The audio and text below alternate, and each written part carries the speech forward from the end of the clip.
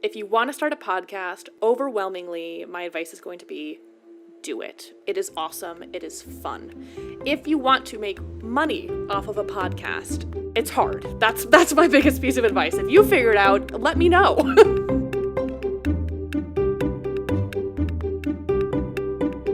Welcome to the Personal Finance for PhDs podcast, a higher education in personal finance. I'm your host, Dr. Emily Roberts. This is Season 10, Episode 17, and today my guest is Elana Gloger, a fifth-year PhD student at the University of Kentucky and the host of the Dear Grad Student podcast. We discuss Elana's motivation to start Dear Grad Student, how the podcast makes money and how much, and the podcast expenses.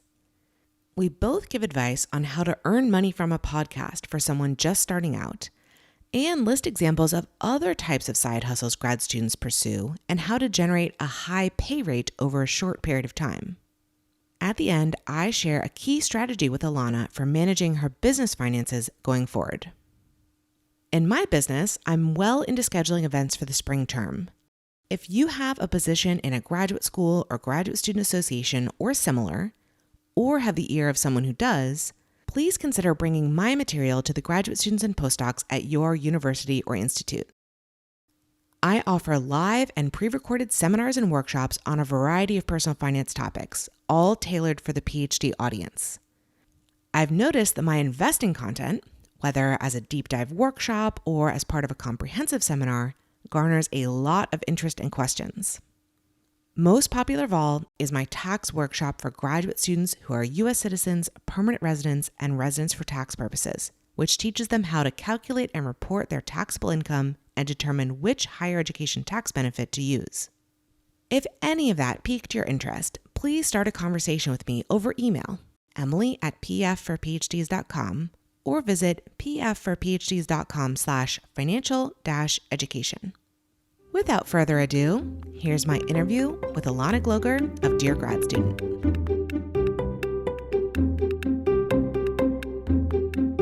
I have a very special episode for you today. Elana Gloger is back with us. You know her as the host of the Dear Grad Student podcast. She is also a PhD student at the University of Kentucky.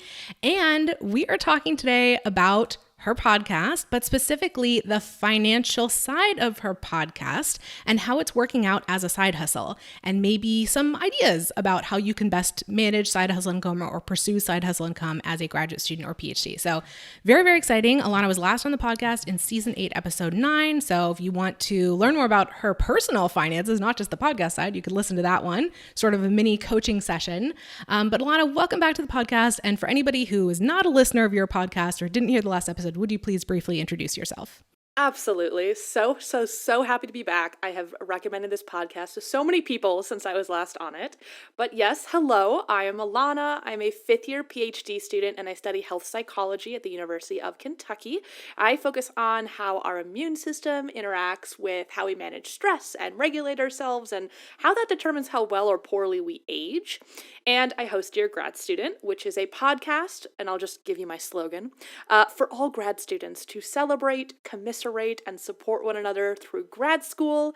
And started it in summer 2020, 6 months into COVID, feeling lonely, wanted to complain with fellow grad students, and I missed doing that in the hallways between classes. And I made a virtual space for that to be, more than just Twitter. So yeah, I love to podcast. It's a great creative outlet. And as we will discuss today, not a great side hustle for cash, but super, super fun. Yes, I feel the same way about my podcast. What inspired you to start Dear Grad Student aside from just lonely during the pandemic? Yes, well, right. So that was sort of the first one, right? I was lonely. I missed complaining. The other thing is that I really needed something creative to occupy my time that I wasn't just going to drop off. I crocheted for a really long time and I loved that, but it was like after you make a few blankets, it's like you've done it, So it was like, what's going to be the next thing and what's something I can do long term that's going to be fun and relevant for me. And then the other thing, I did want something that was going to be a side hustle. I don't make a lot of money as a grad student. We talked about this on your episode. We talked about it on the episode you are on for my podcast. It's episode 27. We don't make a lot, but I've made a little bit of money from the podcast and it's sort of incremental. So maybe one day this will be, a big dent, but mostly it was, I wanted something fun and creative. I wanted to feel fully me in whatever that was. And I wanted to do something that was impactful to other people, which luckily the podcast has been. I think that ordering of your motivation is really crucial, that you wanted to create something that you're passionate about. And also, if money comes from it, that's cool. And that would be a nice supplement. Let's talk more about how that's actually working out. So I know from our kind of offline conversations how much of yourself you put into this podcast. So let's kind of talk about the ROI here. Like, what are you putting in and what are you getting out aside from the feeling of creating community and helping people? Yes. I mean, as a hobby, it's incredibly fulfilling. Like you said, I mean, I could not be happier. I'm probably at one of the happiest points of grad school, not just with my own personal stuff going on, but because of this podcast. So absolutely fantastic and satisfying for that. Regarding time I spend, which is, of course, what you were alluding to, I've done a little bit better this year. I have shortened the length of my episodes. I've gotten some folks on my team to help me out. Last year, I was spending a solid 10 to 15 hours a week, basically unpaid, to do the podcast. This year, it's a little bit closer to 6 to 10, depending on length of episode, depending on the hype I'm making for each episode, communications and things. And regarding what that looks like financially, I mean, I've actually been making profit, quote unquote, every month since March. So like individual months, I'm in the green, I would say. But over my whole chunk of this experience, I think I'm still under I think I still am in debt like 134. Like that's my net is negative $134. And that comes from a lot of different things. And I've spent, I will say, probably the minimal amount of money that I would spend on a podcast of this size. So it's been a lot of time to be unpaid. I mean, you really have to love something to put this much time in and get no money and be in the negatives despite the popularity of the podcast over the last year. Yeah, I think that information might be surprising to some people who know how well your podcast has taken off and how well it's doing. And the fact that it is monetized, just to know that, okay, it is great news. The last 6 months or so, like you've made more money than has gone out. But one, that doesn't account for your time spent at all. You're not paying yourself directly. Oh, yeah. Literally not at all. But then two, like it does cost money to get a podcast off the ground. And so those initial expenses, you're still paying yourself back for those initial expenses that you incurred near the beginning. Podcasting is definitely a labor of love, I would say, for the great majority of podcasters. But yeah, it might be surprising to know that behind podcasts and behind bloggers and YouTube channels and all these things, like, yes, there are ways to make money from this, but the percentage of creators who are making any kind of substantial money is so small. Since you're disclosing, I may as well disclose that for me, the podcast is not a money-making endeavor. It actually costs me a lot of money directly to make the podcast. And secondly, I pay virtual assistants to work on creating the episodes with me. And so each episode probably costs me $150 to $175 in direct costs of paying assistants and other things like hosting and doing transcripts and so forth. And I've decided to incur that cost because this does supplement and support the rest of my business. So for me, the podcast is technically content marketing. So it's me talking about things that are related to my business. Hopefully, people listen to this, they get something out of it, and eventually they get around to somehow sending money my way through the various means that could happen, like speaking engagements. So that's kind of my business model. The podcast is in itself as an isolated a money loser and a time loser, but it bolsters the rest of my business, I think, to me, in a way that's worth it. So that's kind of my perspective on the podcast financials. Is there anything else you wanted to add about how you're like managing the finances of the podcast? Yeah, I mean, I'm happy to be super transparent about like what my main revenue is, the costs that I'm incurring, things like that. So I have it broken down here in front of me, and I just think it would be helpful to let people know, like, what is the minimal cost, as I mentioned, so people know that the podcast has a Patreon group. I currently have 17 active patrons, and I allow people to contribute $1, $3, $5, or $10 a month to the podcast. And it's listed on the Patreon page, all of the things that you can do and the reasons that I'm, trying to earn money. So I have 17 patrons that all have those choices. And last month I made $60 after taxes, which maybe sounds like a lot. It's actually not. Then that's the most I've ever made in 1 month. And I do have other ways of making money. Like I am an affiliate for you in some of your tax workshops. I promote BetterHelp and their therapy services, Magoosh, which is a GRE prep service. I've worked with Instacart, things like that. But it is really hard to make money with an affiliate link. I think that you and BetterHelp are probably the ones that I make the most money off of. But it's a lot. Because they say that it's like 1% of the people that click will buy something. So if 100 people click on something, you might get one purchase. My rate is a little bit better than that because I've never had 100 clicks and I've sold things, but it's really hard.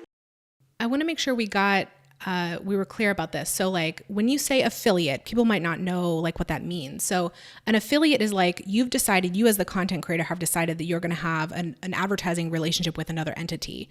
But you only get paid if someone actually makes a purchase to, BetterHelp or one of my tax workshops or whatever the different partnerships are. And so it's like, by the way, for the listener, it's really helpful if you are gonna make a purchase anyway, if you actually do it through the link where you heard about it, right? Like give that person the credit, let them get the few, the dollars or whatever it is that they're gonna get from that sale. That's really, really helpful. So thank you for those of you who are doing that. This is different from maybe like flat rate advertising where like maybe an advertiser would pay you to run a commercial based on your listenership, like based on the exposure they think they're going to get, but they're not going to directly track sales. Two different models, but that's how affiliate marketing works. Yeah, I'm so glad that you explained that. That's one of those things that like it's now normal knowledge for me, but like this was all new for me a year ago when I was diving into it. It's usually bigger podcasts or YouTube channels that if they have millions of followers, then people just are like, yeah, the exposure is fine and then whatever.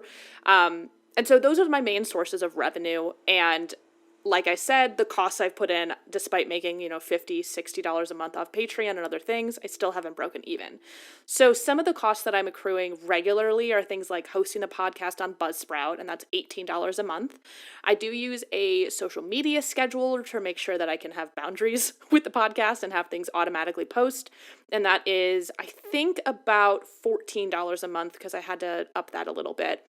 And then there's the stuff I pay for yearly, and this is where the big chunks come from. Hosting the website on Squarespace, $200 a year.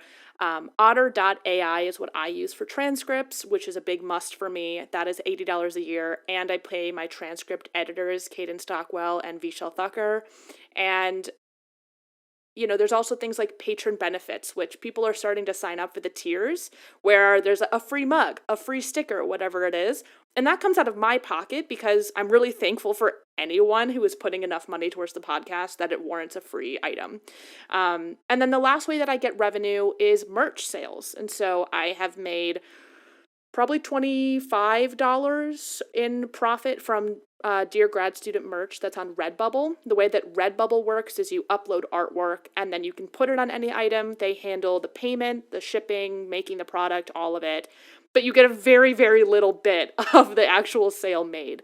So that is a small place that I get some profit, but I don't make a ton. And the podcast was never meant for that, so that's okay. And, even if I did make more, probably wouldn't pocket it. It would probably go to growing the podcast more until I was at like a really steady rate. So it's a balance and I'm doing the best that I can, but maybe don't go into podcasting for money unless you already have a big following.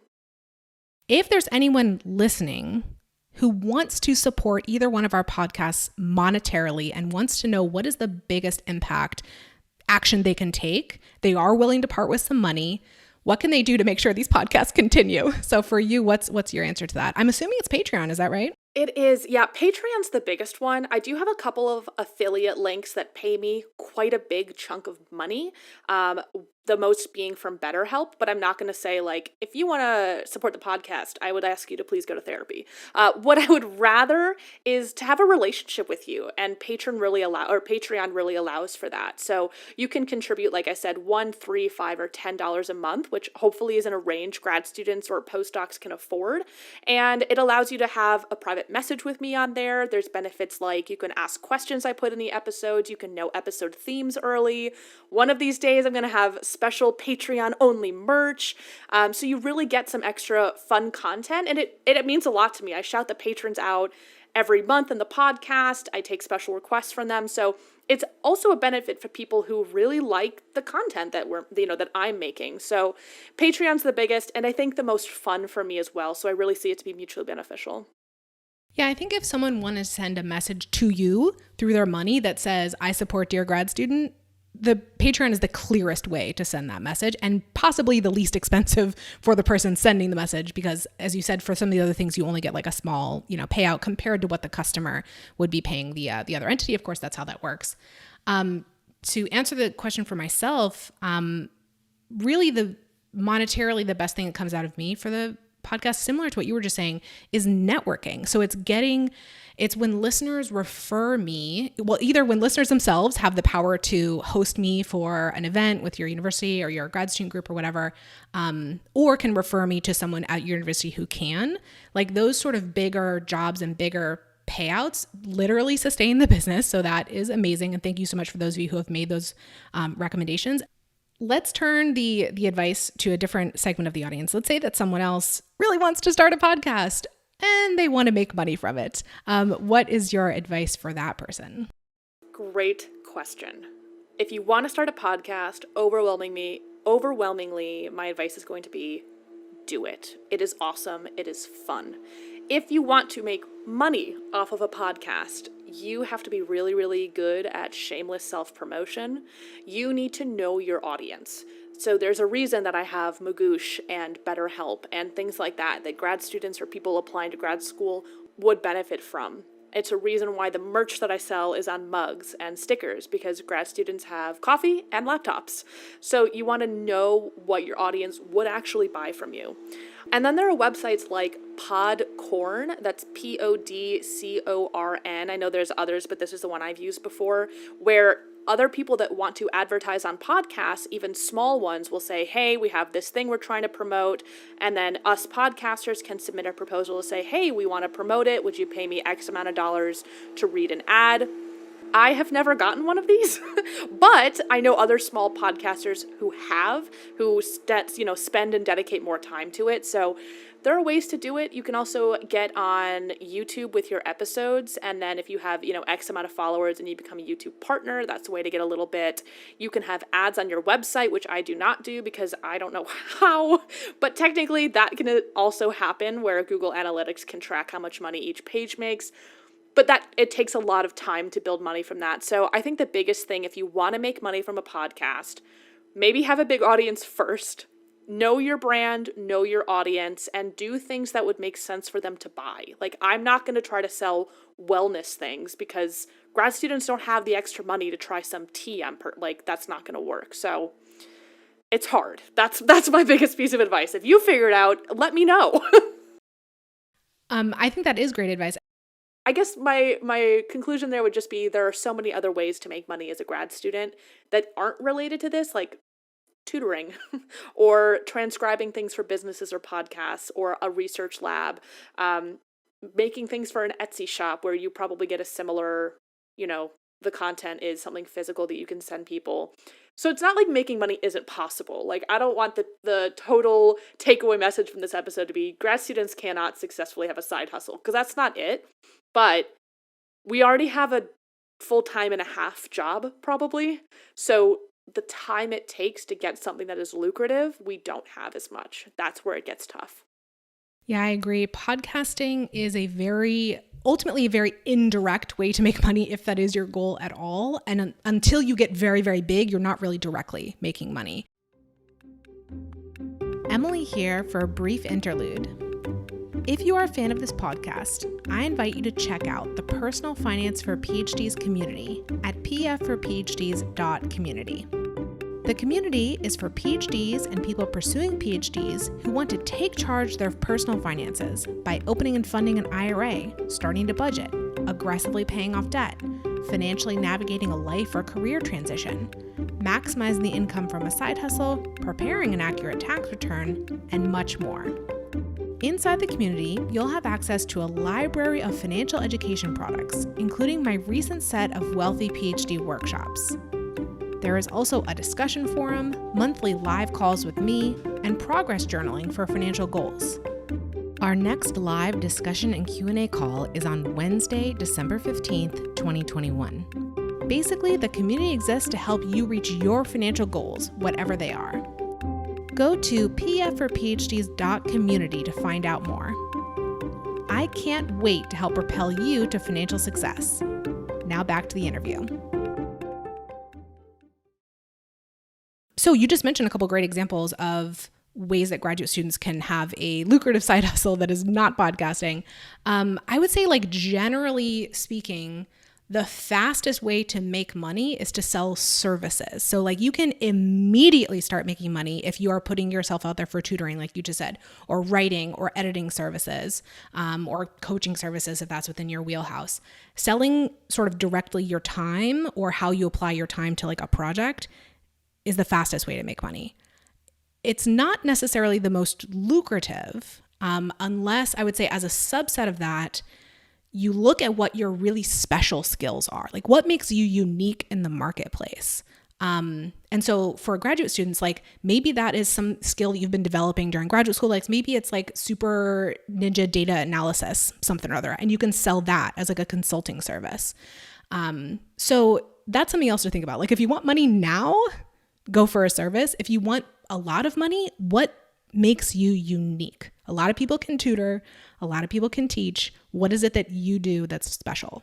And I would say as well, I mean, with how big academic Twitter is and how much advice there is out there are a lot of people doing coaching in that space. So now it's even not just what's unique about you, but what can you provide above and beyond what people are accessing for free? And I think that would be the really tough thing. It's why I am not offering that kind of thing, because I don't think anything I have to say is that unique. The podcast just gives me a place to say things that I hope everyone knows accessibly. And so it's really hard to be unique. I think that that's really something that people don't quite understand. I don't know if it's that we all just think we're special or what, but I'm having a very hard time on a regular basis figuring out what is unique for the podcast. And that's something that I've spent a lot of time doing to make the podcast something. But when we think about, like you said, services, it is hard to sell yourself. That's why I'm not doing it. I'm selling, the podcast, I'm selling merch, blah, blah, blah, because that's something that is so hard. And I don't know if I have the self-esteem for it. I mean, it's tough. It's tough. That's such a good point. I've had, like, if this will help people who are feeling that way, I've had several episodes on the podcast, and I'll try to link everything I can think of later in the show notes, of people who have done things like consulting, something very relatively high ticket for a graduate student, finding their unique space. And I think a lot of times that just starts with like you talking about your work with people who aren't necessarily your peers. So like pivoting like out of academia and looking in the wider world where they have more money for higher pay rates and saying asking yourself, how can my services help these people in this other area who don't typically interact with PhDs and academics? And maybe what I do seems special. I don't think it's special inside academia, but maybe it is special in this other setting. And how can I connect with those people? And this often results in like amazing like work experience and growth experiences. I have an episode with Dr. Chris Katerine that I published recently. We'll link in the show notes on taking those skills that you developed in academia outside of academia and having them be really valued because they're rare. They're not rare at a university, but they're rare elsewhere. Yeah, for sure. You mentioned that in recent months, you've made something like $60 a month on average from Dear Grad Student.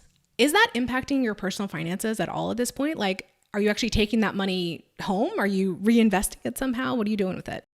Yeah, that's a good question. I mean, I'll say sort of broadly, I track everything for the podcast on this like Google spreadsheet because I don't have a lot of money going out or coming in. So it's very easy. There's, 3 or 4 lines filled out every month. It's not high tech. And because I'm tracking, what is my net gain or loss of the podcast since I started it in August 2020, I know that I am still like in the negative 130s, like I mentioned. So right now, when I get paid from the podcast, it goes into my checking account and it just becomes part of whatever I'm paying off of my credit card or throwing into savings. I'm just replenishing at this point, even though it's been long term. Like I bought the podcast website in February of 2021. Technically, the $200 I spent, I've made back, but in all with everything I've spent, I haven't. So right now it's just going into my bank account like normal income, almost like I'm not even seeing it. When I get to the point of hitting zero, which, cross fingers because we're coming up on 1 year of Otter and 1 year of the website and I'm going to start all over again. But when I get to $0 and I can start actually making profit and, and getting somewhere, I think that will be a question of how much of this do I want to invest in the podcast? For what, right? What's going to have the biggest gain and growth for the podcast? Like the website was a big one, huge. Transcripts, huge. So the question really will be, what is going to be the thing that makes this income even higher? And from there, I can start thinking about investing or fun things or other things like that. But for right now, just replenishing, just trying to hit zero because, I don't want to be in debt for this. I don't want to regret, and I don't, but I don't want to be in debt from it. Even $130, that's a lot for a grad student. May I make a recommendation? Yes, help.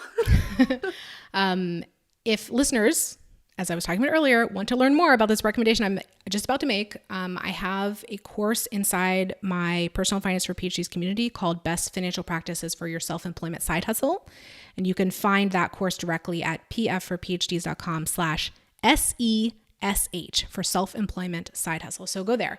But the basic tip is to have some separation between your business finances, and you do have a business now, even if your business is in the red, you still have a business, and your personal finances. And so I totally understand what you've been doing because you're still in the red net over time. And it makes sense that you're paying yourself back with whatever, monthly profit you have.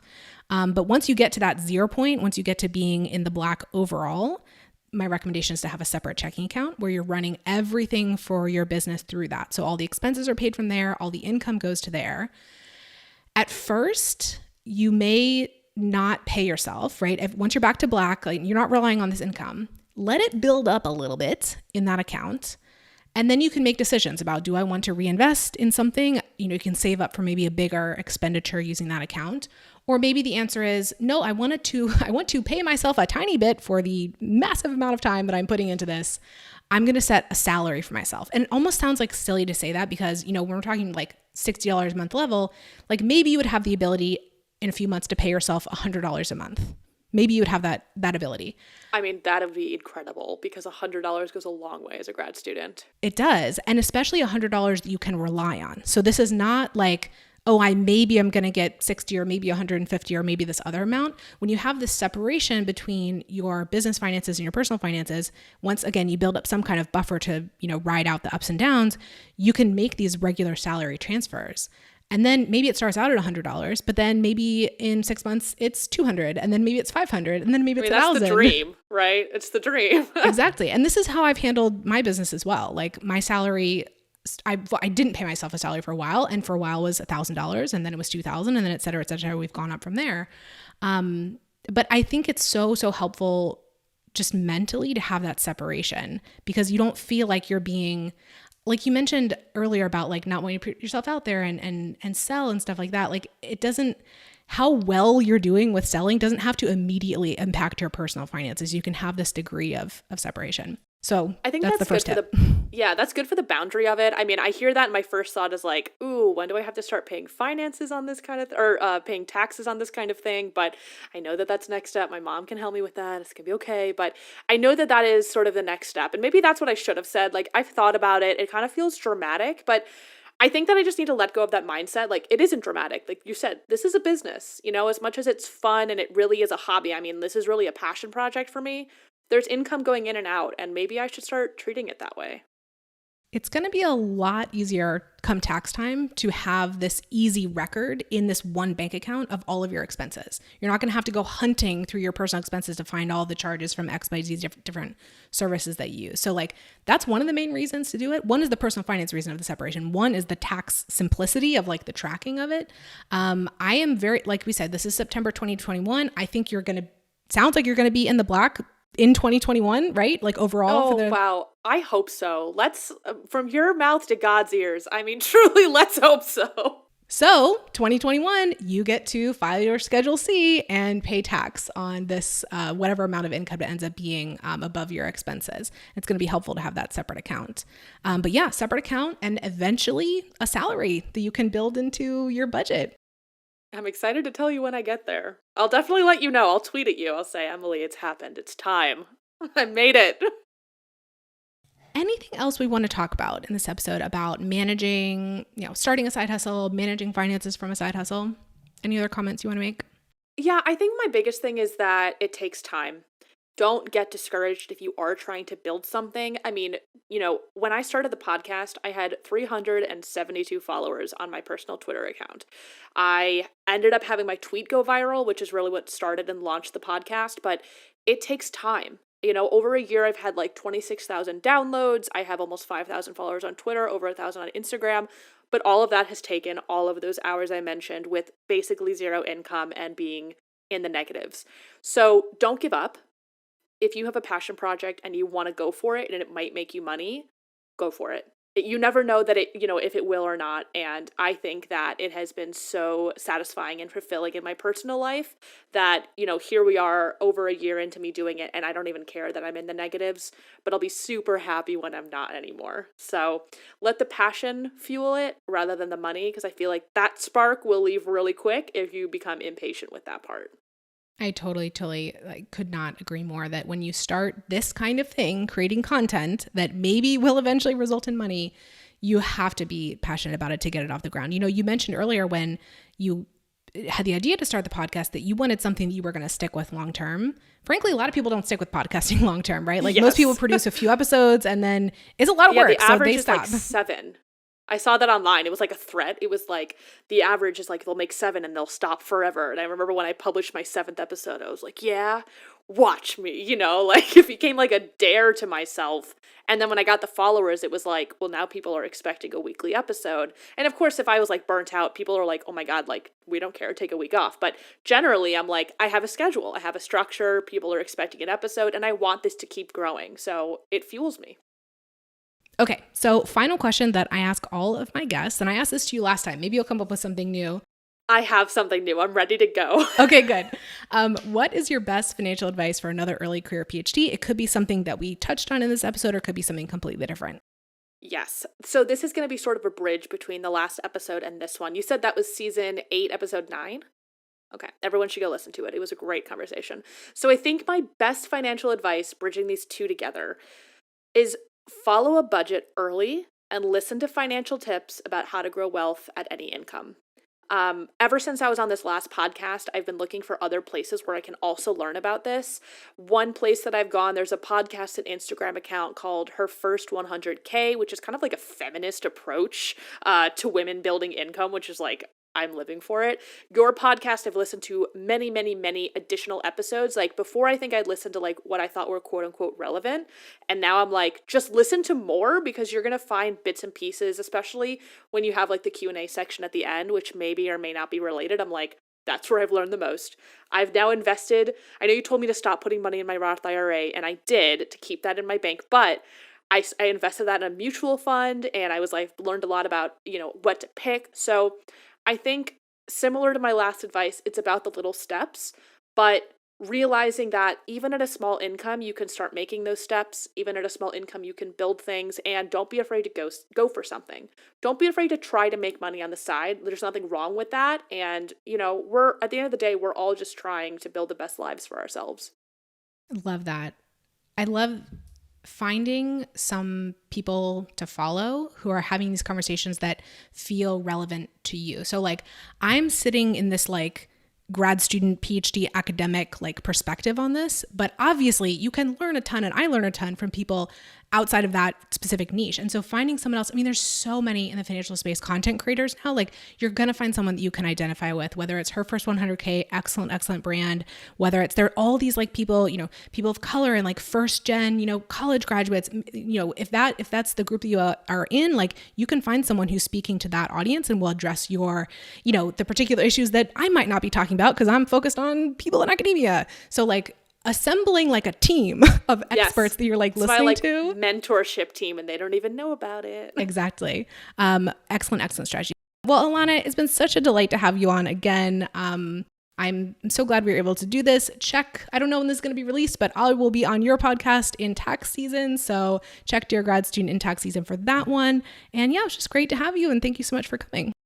Thank you so much for having me again. I have loved this partnership that you and I have built and the collaborations back and forth. Your episode will be coming out on Dear Grad Student at the end of January. So really beginning of tax season for me, but maybe that's actually middle of tax season for normal people who are on top of their finances. But yes, end of January. And then for anyone listening who has not heard of me or Dear Grad Student before, you can find everything for the podcast at deargradstudent.com. You can find me on Twitter at Dear Grad Student or Elana_Gloger. You can find the podcast on Instagram, Dear Grad Student Pod. You can find me on Apple Podcasts or Spotify or anywhere. I'm really easy to Google, so I hope you'll join me if this was interesting, and definitely listen to Emily's episode on my podcast we've already done. You can find that at deargradstudent.com/episodes/27. Perfect. Thank you so much. Thank you.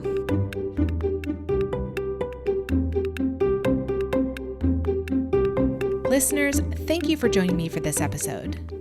pfforphds.com/podcast is the hub for the Personal Finance for PhDs podcast.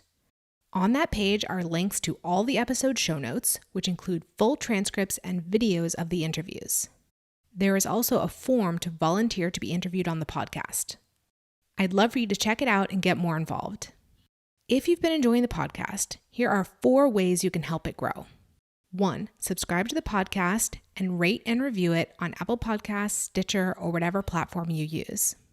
2, share an episode you found particularly valuable on social media, with an email listserv, or as a link from your website. 3, recommend me as a speaker to your university or association. My seminars cover the personal finance topics PhDs are most interested in, like investing, debt repayment, and effective budgeting. I also license pre-recorded workshops on taxes. 4, subscribe to my mailing list at pfforphds.com/subscribe. Through that list, you'll keep up with all the new content and special opportunities for personal finance for PhDs. See you in the next episode, and remember, you don't have to have a PhD to succeed with personal finance, but it helps.